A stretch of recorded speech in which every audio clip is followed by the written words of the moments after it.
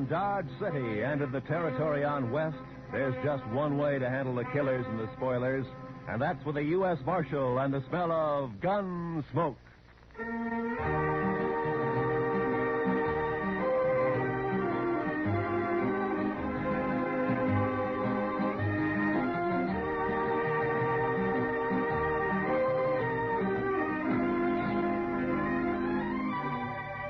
Gunsmoke, starring William Conrad.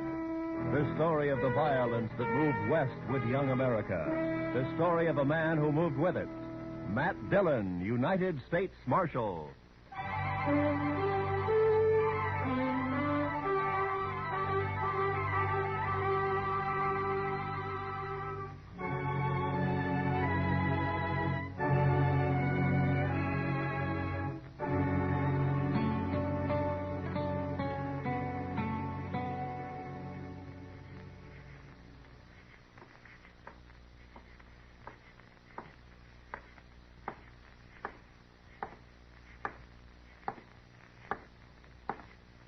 Hey. Over here.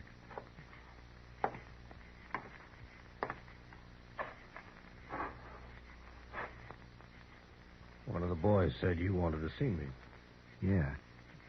It better be important, mister. I don't make a habit of coming running with some saddle punk whistles. Maybe you hadn't ought to make a habit of calling people saddle punks. No offense, just an expression. Sure. I came up from the Pecos country. Been here in Dodge about a week. Maybe you've seen me around. I've seen you. I've been talking to people. Oh? Everybody tells me you were a big shot back in Abilene. Had all the games sewed up, 3 or 4 saloons paying off, a couple of hotels and so on. Then the boom busted and you come here, and you got nowhere. Know why? You're talking. You tell me why. Dillon. Fellow named Matt Dillon, a U.S. Marshal. You tried to scare him and he wouldn't scare. Tried to buy him and wouldn't buy. Tried breaking him, wouldn't break. So? Be worth $5,000 to you if I kill him?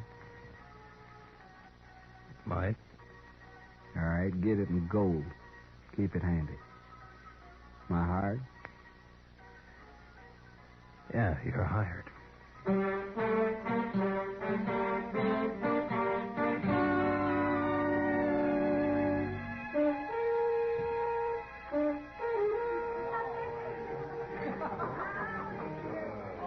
Chester, I know you've been sick and you still got a cold, but is there anything else wrong? What do you mean, Mr. Dillon? Well, you haven't said 3 words in the last 20 minutes. That's not like you. Well, Mr. Dillon, did you ever get a funny feeling somebody was keeping an eye on you? Well, yeah, but... Well, I got one right now. Chester, I think you got a touch of the heebie-jeebies. Maybe. But I tell you, I know there's Well, as far as I can see, there's nobody in the whole place even paying any attention to us. Somebody is. I had the same feeling the day the Butler brothers come back from Santa Fe. Yeah? I didn't even know they was in town, but I knew somebody was getting ready to call us. And about 6 that evening, they made their play, remember? Yeah, I remember. I was one of the pallbearers the next day. Well, it's the same thing now. There's going to be trouble, Mr. Dillon. You can bet on it. I think you got the wind up over nothing, Chester. Why, the town's never been quieter. Jail's been empty for 2 weeks. Only new faces around is that bunch of trail drivers that came up from the Pecos. They're all strangers. None of them got any reason to hold a grudge. Oh, there you be. What? I've been looking all over for you, Marshal. Oh, hiya, Billy. Waited over to the jail for nigh on to an hour. I got to talk to you, Mr. Dillon. I'm sorry, Billy, but every time I give you money, you buy yourself a bottle and then stay blind drunk for 2 days. It ain't money this time, Mr. Dillon. I got something to tell you. Oh? What? Something I hear. There's a couple fellers talking over to the liver stable. They didn't see me. I was back at the water trough. Sort of, well, resting, you might say. Yeah, I know. Well, you know how it is, Mr. Dillon. The man gets dry in this prairie country, and he just What were rightly they talking about, Billy?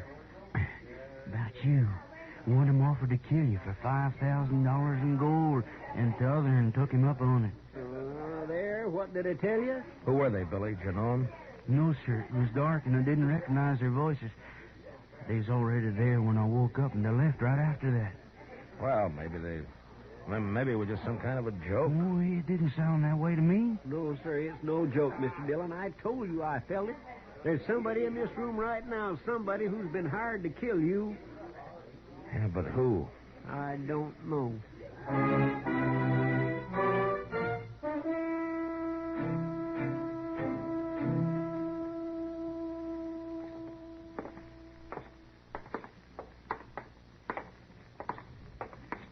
Can you figure who'd want to do such a thing, Mr. Dillon?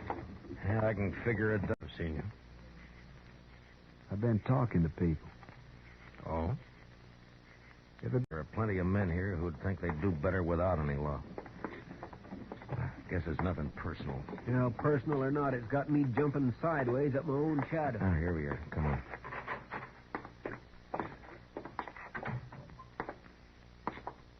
Well, morning, Marshal.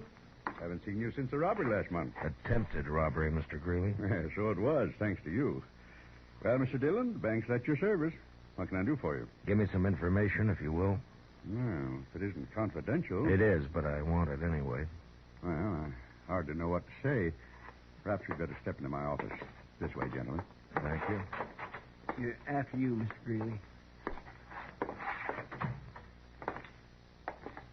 Now, just what was it you wanted to know? I want to know whether one of your customers has drawn $5,000 in gold from the bank in the last few days. Any particular person in mind? No, that's what I want to find out. Well, I hope this won't go any farther, Marshal. So somebody did, huh? Who was it, Mr. Greeley? I certainly wish to make it clear that I don't approve of this man, but after all, he is a good customer, and it's not my place. Yeah, I know. Who was it? Lawson Hale. Lawson Hale? Yeah, he took the gold out just this morning, as a matter of fact. Said he was working on a cattle deal of some sort. Yeah, figures all right. Hale's tried to move in on this town ever since he came here.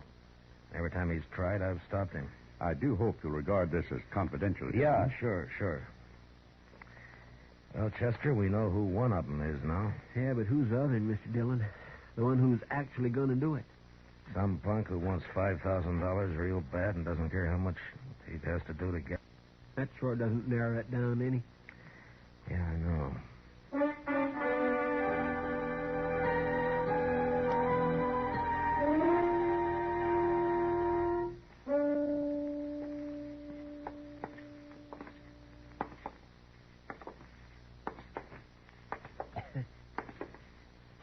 Sure quiet tonight, Mr. Dillon.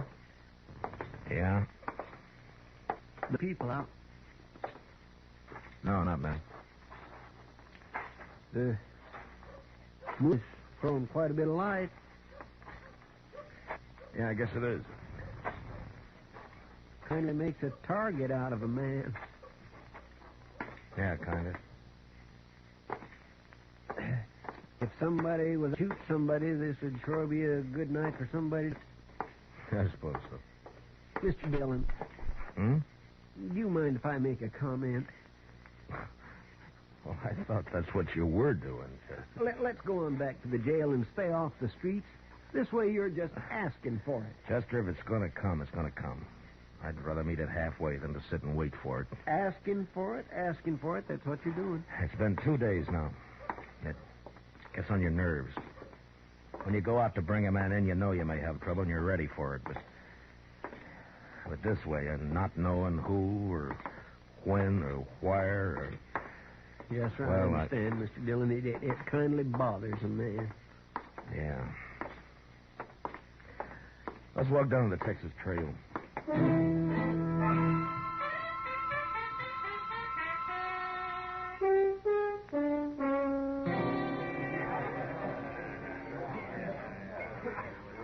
Good to see you, Matt. You've been avoiding us the last couple of days. Busy, Kitty. Something bothering you, Matt? Bothering me? Yeah. Whatever gave you an idea like that? Mr. Dillon, What is it, Chester? Lawson Hale just come in. He's down the bar there. Oh, yeah. Maybe you ought to have a talk with him. Well, that's one way. That's the one I haven't tried yet. Excuse us, will you please, Kitty? Well, sure, Matt. Whatever it is, be careful, huh? Abilene was wide open. Yeah. I had it right in the palm of my hand. That's so? The minute the trail driver hit town, the boys would grab their pay and they'd head straight. Something I can do for you? Yeah, I want to talk to you, Mr. Hale. Well, I don't see anything stopping you. We'll move down the bar a ways if you don't mind. It's kind of private. Sorry, Marshal. I'm fine right here. I said we'll move down the bar. If it's that important. Pardon me, boys. The Marshal's all head up about it. Oh, sure.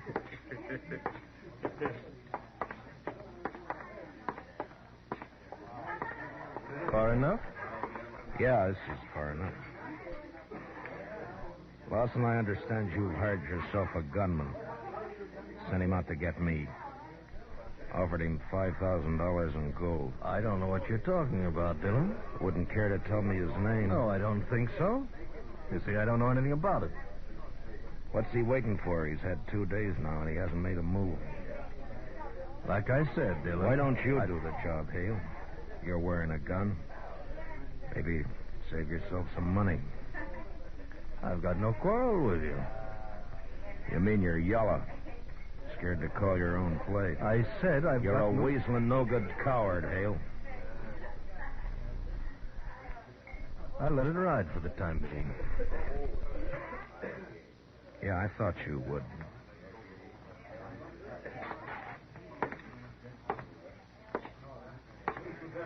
Come on, Chester. Yes, sir? Let's go get some fresh air.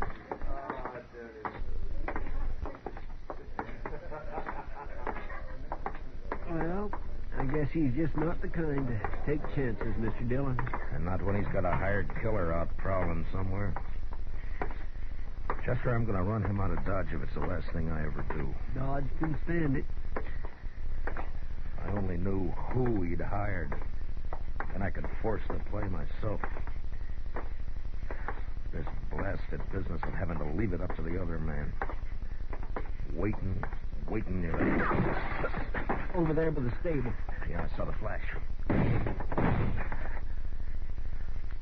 Maybe you got him, Mr. Dillon. I don't know. Let's move in and find out. Yes, sir. Watch yourself, Chester. You may be playing possum. Yes, sir.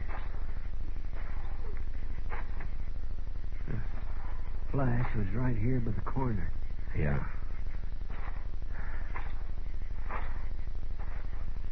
Well, that's that. Looks like he got away, Mr. Dillon. Yeah, he's gone. Took one shot and then ran for cover. He'll be back.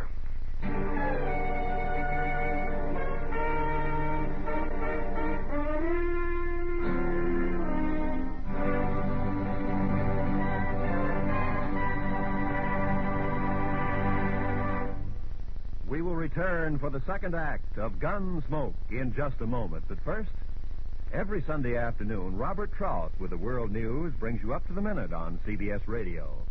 A special feature on this program every Sunday is a flying visit from one of our noted overseas news correspondents. Remember, tomorrow, for well-rounded views of the news at home and everywhere, don't miss Robert Trout with the news of the world on most of these same CBS radio stations.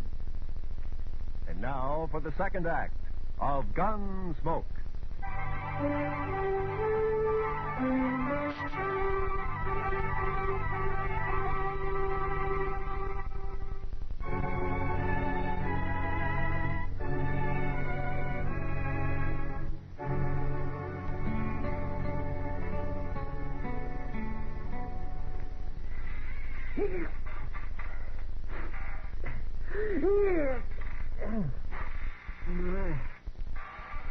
Goodness, my cold sure know better tonight, Mr. Dillon. My, that fire sure feels good. Yes, sir, the old jail seems kind of cozy when a man's ailing like I am.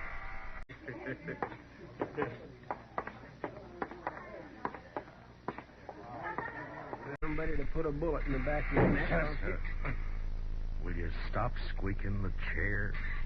Well, sorry, Mr. Dillon. Yell at me like that, tune as I'm feeling. 2 more days gone by and he hasn't made another move. Yes, sir. That cottonwood sure burns up fast. I guess I better shake down the stove, throw another chunk of wood. Wait a minute. Huh? Wait a minute. There might be a way at that, Chester. Loss and hail. That's the only fact we're sure of. Loss and hail. It'd be kind of hard to prove anything, Mr. Dillon. Who said anything about proving it? I got an idea. Come on.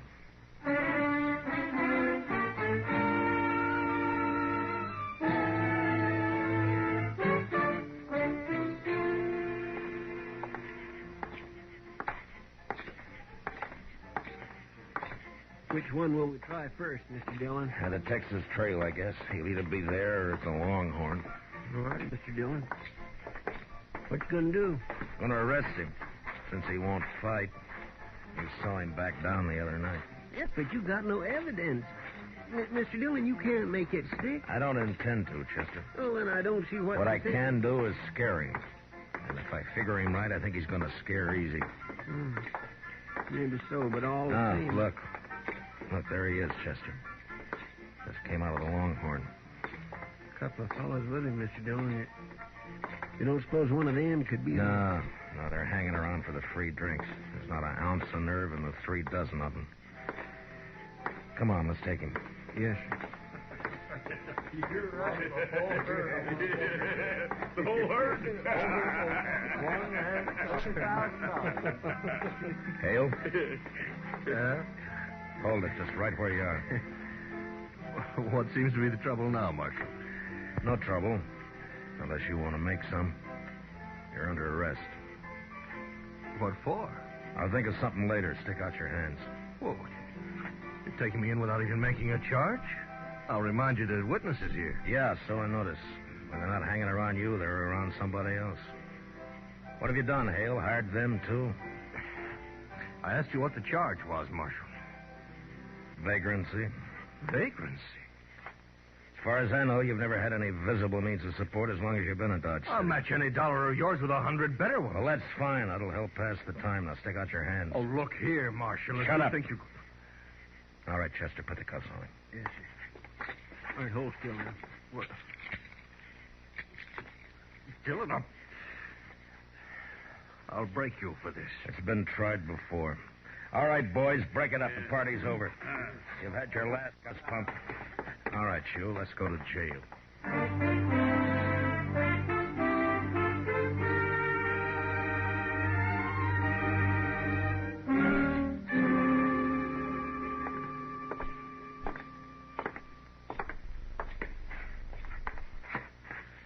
Keep walking, Hale.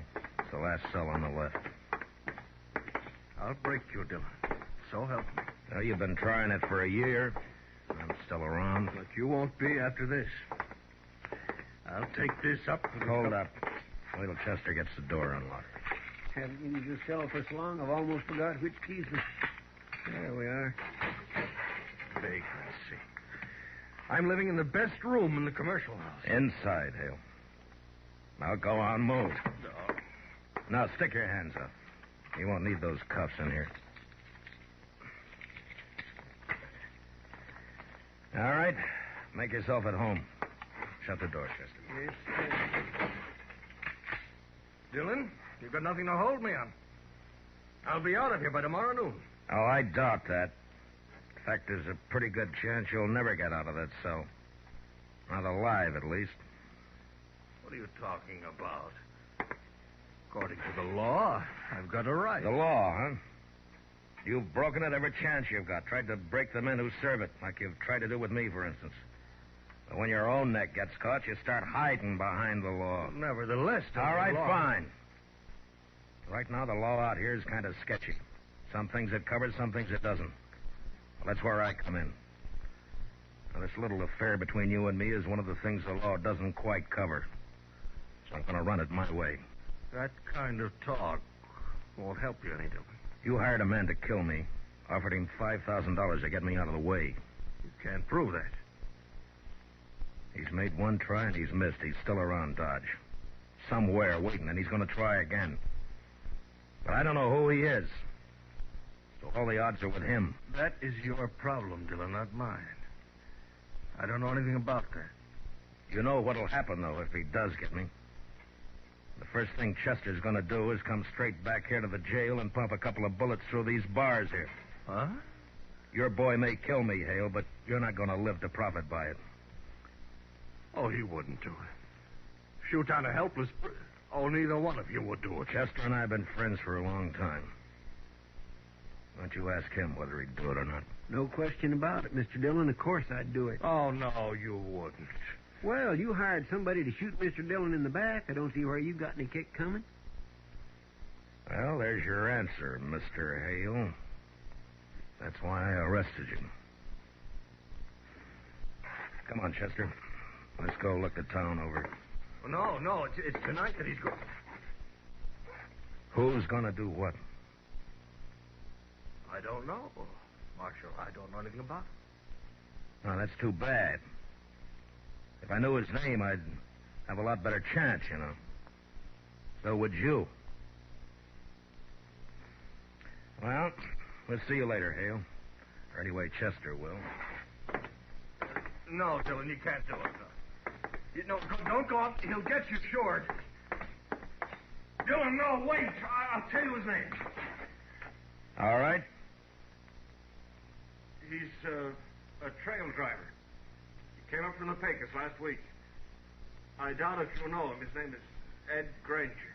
Ed Granger? Yeah, I've seen him around the bars.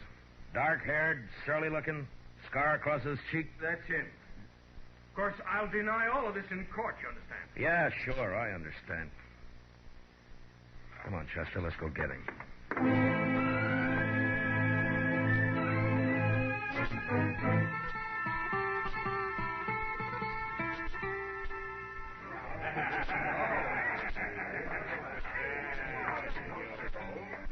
Look, he's here all right, Mr. Dillon. Over there by the piano. Yeah, looks like he's by himself. What you gonna do? Arrest him?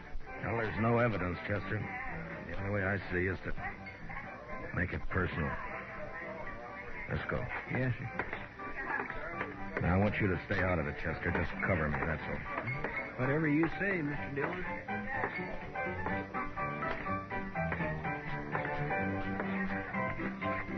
Your name, Ed Granger? Might be. What about it? You know who I am, don't you? Judging by the star, I reckon you're a U.S. Marshal. You ought to do better than that. After all, I'm worth $5,000 to you. Yes, sir. Who says so? Lawson, Hale. What? Your memory's getting better, huh? I don't know what you're talking about, Marshal. Sure you do. That deal you made with Hale. He told me all about it after I threw him in jail and persuaded him a little bit. I told you, I don't know anything. You're wearing a gun there, Granger. Why don't you draw it and go for $5,000? Take a chance. This fella you're talking about's in jail. I reckon he wouldn't have anybody working for him now, would he? You tell me. I got no reason to draw on you, Marshal. Not unless my back's turned. I think you're as yellow as Hale is. This won't do you any good. I ain't drawing. You tried to kill me night before last, Granger. Can you prove that? If I could, you'd either be in jail or you'd be dead. Well, since you can't prove it, what's the argument? Just that I don't like the idea of somebody trying to shoot me in the back. If you're any man at all, we'll settle this here and now. Now, leave me alone, Marshal. I haven't done anything.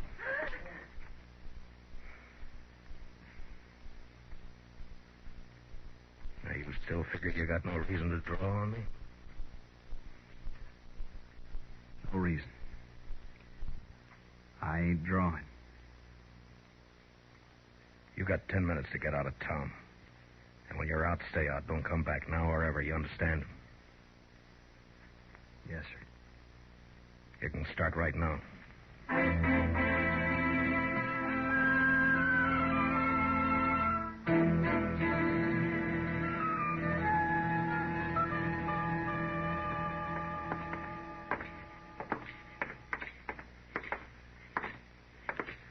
Must be nearly midnight, Mr. Dillon. Yeah, about that, I guess, Chester.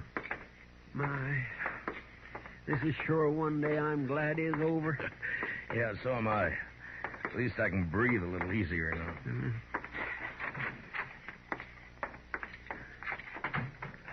I think I'll get this fire built up a little bit, Mr. Dillon. No, leave it, Chester. Let's go take care of our prisoner first, huh? Hey, we still haven't got any evidence. What are we going to do about him? Same as with Granger. Turn him loose and run him out of town. They should have done it months ago. You got the keys? Yes, sir. Right here, Monk. Mr. Dillon? Huh? What are you looking at? Oh. Granger must have stopped by here on his way out of town. He must have got Hale over at the window for a talk and then grabbed him and cut his throat right there. Yeah. Figured Hale had sold him out, I guess. Look, he's here all right, Mr. Dillon. Over there.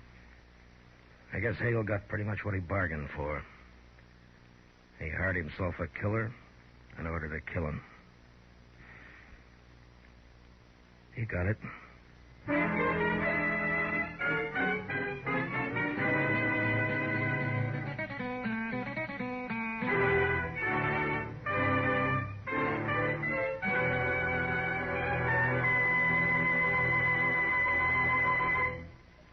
Gunsmoke, under the direction of Norman Macdonnell, stars William Conrad as Matt Dillon, U.S. Marshal. Tonight's story was specially written for Gunsmoke by Les Crutchfield, with music composed and conducted by Rex Corey. Featured in the cast were Harry Bartell, Lawrence Dobkin, Jack Crucian, and Ralph Moody. Parley Baer is Chester, and Georgia Ellis is Kitty. Gunsmoke is heard by our troops overseas through the facilities of the Armed Forces Radio Service. Join us again next week as Matt Dillon, U.S. Marshal, fights to bring law and order out of the wild violence of the West in Gunsmoke.